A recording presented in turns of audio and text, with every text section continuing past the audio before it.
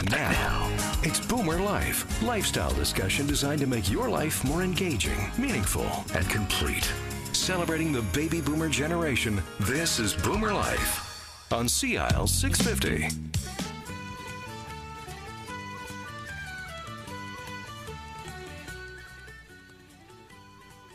Welcome to Boomer Life on CIL 650. I'm Joanne Sutton, and for the next hour, we're going to be speaking with our friends from the Alzheimer's Society of British Columbia. And with us in the studio right now, we have Maria Howard, CEO. So Maria, thanks for joining us again today. Oh, thanks for always, Joanne. Excellent. So Maria, last month on the show, we celebrated National Volunteer Week, and we delved into the important role that volunteers play throughout the Alzheimer's Society of BC. And we were able to talk to a number of people as well. One of our guests was Michelle Buchanani, and she's the volunteer chair for the board of directors. She spoke about the role that volunteers play in shaping the direction of the society. It was very informative.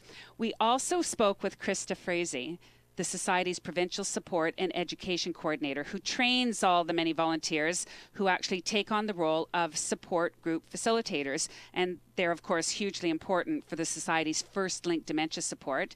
And then lastly, in our past show, we ended up with a phone call to Todd Woodward. And Todd was this energetic, really fun-loving guy. He's a long-standing volunteer committee chair for the investors group Walk for Alzheimer's, which actually happened just a couple of weeks ago, May 1st. So for the month of May, we're focusing on the impact of diagnosis on the dementia journey. But before we begin, as always, we'd like to remind our listeners that there's a lot of information online about the Alzheimer's Society of BC, as well as a wealth of resources as well. So please go to the website if you have any questions, alzheimerbc.org. So Maria, just before we get started, let me ask you, how was the investors group Walk for Alzheimer's this year? It was just a really wonderful day. The weather cooperated across the province. We had sunny locations in all 23 of our different walks. We had so many people come out and generously give of their time in helping organize the walk, and also very generous in fundraising. We were really excited to see a number of communities, leaders come out. We had a number of our provincial government reps come out. The Premier, Christy Clark, attended our Kelowna walk. It was just a really great time to come out and have families, come together, raise awareness, let people know that you are not alone when you start to have this experience with Alzheimer's and dementia, and really raise money so that we can continue to offer programs and services across the province through our First Link program. Well, I'm glad you mentioned that too, because wasn't it, and you mentioned Christy Clark, and wasn't it on May 1st that she actually made an announcement of a financial contribution to your First Link program? It was. The province of BC has again very generously given us another $2.7 million for our First Link program. The program is how we connect families to supports and services across the province, and it's a program that we jointly fund with the Ministry of Health. And so the Premier came and announced another $2.7 million for the program, which means that we can continue to ensure that British Columbians, no matter where you live, have access to the real necessities of support and service, and really that help that has to come when suddenly you've been faced with a diagnosis of Alzheimer's dementia. It's wonderful to see such strong community support from across the province for the event like the Investors Group Walk for Alzheimer's. It was a change of date too. Traditionally you had it in January, so now it's nationally, it's May 1st, and if you didn't make it this year, mark May 1st on your calendar for next year. Right? It is. We are definitely, I think next year actually it might be May 7th. Okay. I spoke too soon. No, it's the first Sunday of every month, and so whatever that rotating is on the calendar. And it is a walk that we are rolling out across the country so that all Canadians can come together and really focus on supporting families. And the Investors Group, who has been such a wonderful sponsor, really came out and, again, just helped raise awareness, and we're so appreciative of their support. It's a powerful visual, of course, and a reminder that people making this dementia journey don't have to do it on their own. So that line leads us directly into our conversation for today. And today's topic on the show is all about diagnosis. The dementia journey can be quite daunting for people when they first receive that diagnosis, or even before they know for sure. So Maria, can you talk a little bit about the diagnosis of dementia and the impact that it could have on that individual and their families? It's great to be able to come today and talk about diagnosis because it really is a very important factor of living with Alzheimer's and dementia.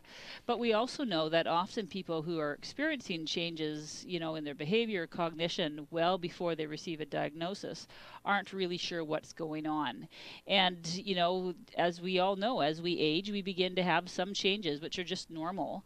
And people begin to wonder, is this a normal change that I'm forgetting my keys, or is this an abnormal change? And people do begin to get nervous and anxious about that. And I think as those changes start to become a little more evident, and maybe it's not just the individual but the family, then it's really around, well, what is going on? And again, that is where a diagnosis is really important, because I know we hear families say, if I get a diagnosis, am I suddenly going to be treated differently? But what we want families to be encouraged to think about, that by having a diagnosis, you can suddenly begin to understand better what's going on and begin to maybe make some choices and plans at a time when still there's an ability to think about that. The other thing that we really know about Alzheimer's and dementia is that there are a lot of other types of diseases that have cognitive changes when they're not managed properly, such as diabetes. And so sometimes when people are beginning to see changes, that might be related to something else. And so by taking that step of going to their doctor and beginning to talk about that, and maybe they think they're looking for the diagnosis of Alzheimer's, they might actually find out that maybe there's something to do with a medication they're taking, and that can be easily resolved, and things can then be balanced again. So it's really important to come forward and talk about that. And we hope through our society that we can help families have the confidence to do that, and also support physicians to have that conversation with their patients. It seems to all come back to that standard phrase that knowledge is power. So the more we educate ourselves and the more we have this conversation and start communicating about it, the more effective and the more empowered we would be. It's really important. We know that, if we think about anything that happens in life, the best time to make a decision about something is when you're calm, when you have as much information as possible, and you're not feeling the pressure. Sometimes if we let decisions go too long, or we don't go and look for information, then suddenly a crisis may happen, and that just adds a whole layer of angst. It is really a really tough journey to be on when you have Alzheimer's or dementia, and every time a new piece of information comes along, that may be something that's reassuring, that may be something that's even more frightening.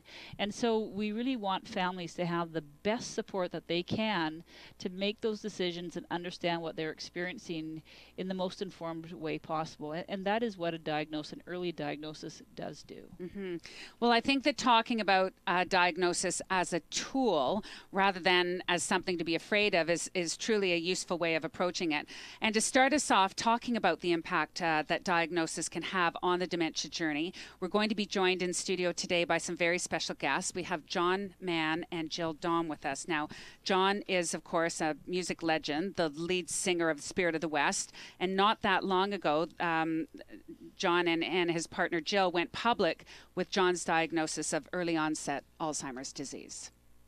Jill and John have really had an amazing legacy in our community in so many different ways. I mean, John's music is inspirational. There's so many people who love the Spirit of the West, and it's a real Vancouver icon. And so, this really is significant in their life. And I think I really applaud them for having the confidence and the courage to continue to be leaders, not only in the singing and the music community, but also in what they're experiencing on the dementia journey, and coming forward and advocating for that, and showing that life is still rewarding and enriching, and you have to have information and knowledge to know how to make decisions based on your own personal circumstance. And I think John and Jill really demonstrate that very well. Well, I think their contribution will be instrumental because John is in his early 50s. This is a BoomerLife show. I think his story hits home to a lot of us. So I'm quite interested to hear what they have to say when they share their story with us about that dementia journey. And also on today's show, we're fortunate to have Dr. Bruce Hobson calling in. He's going to be speaking from the perspective of a healthcare provider who is the one giving the diagnosis to people. And that is a very, that can be a very challenging role for a physician. I can't even imagine. Physicians are their patients' advocates, right? They want to help their families have the best health and have the best news. And so that can be very difficult for a physician to know when and how to have those conversations with families. And I think Dr. Hobson has been a great supporter of families who've been on this journey, but also with the Alzheimer's Society, and referring people to our First Link program so that families, again, can begin to get information. And I think that might be a great addition just to say for families who are thinking about these questions as we're talking today, that they can always phone our First Link Dementia Helpline, whether they have a diagnosis or not. And that's a great chance to talk with someone and answer questions or be redirected to other referrals.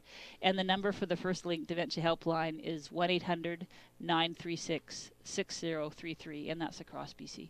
Thanks, Maria. And also on today's show, our final segment is going to be in preparation for the upcoming Scotiabank Half Marathon and 5K. We'll be speaking with Delia Vischer. And Delia was actually on our show about a year ago at this same time. Delia is amazing. She is someone who just never stops, and I think we'll hear about that today. But what really impresses me about Delia, she again really understands the importance of having a very enriching life. She supports her husband who has Alzheimer's and is a real strong advocate for him. She fundraises, she volunteers, she is out doing the best for her community and really raising awareness. And I think she just brings an amazing amount of energy that certainly makes me feel proud and tired at the same time. Yeah, exactly. I know exactly how you feel. We'll share Delia's age as the show goes on as well. Thank you very much for your input, Maria. I really look forward to meeting all of the guests for today's show and hearing everybody's perspective. It'll be a great conversation. This is Boomer Life on CL 650, and we're talking about the journey of Alzheimer's disease and other dementias with friends and guests from the Alzheimer's Society of BC. CEO Maria Howard is in studio with us today, and we're about to meet the legendary singer, artist, and humanitarian John Mann and his partner Jill Dom. We'll get a first-hand account of what it's like to receive a diagnosis of dementia. Stay with us on CL 650. Celebrating the baby boomer lifestyle. This is Boomer Life on CL 650.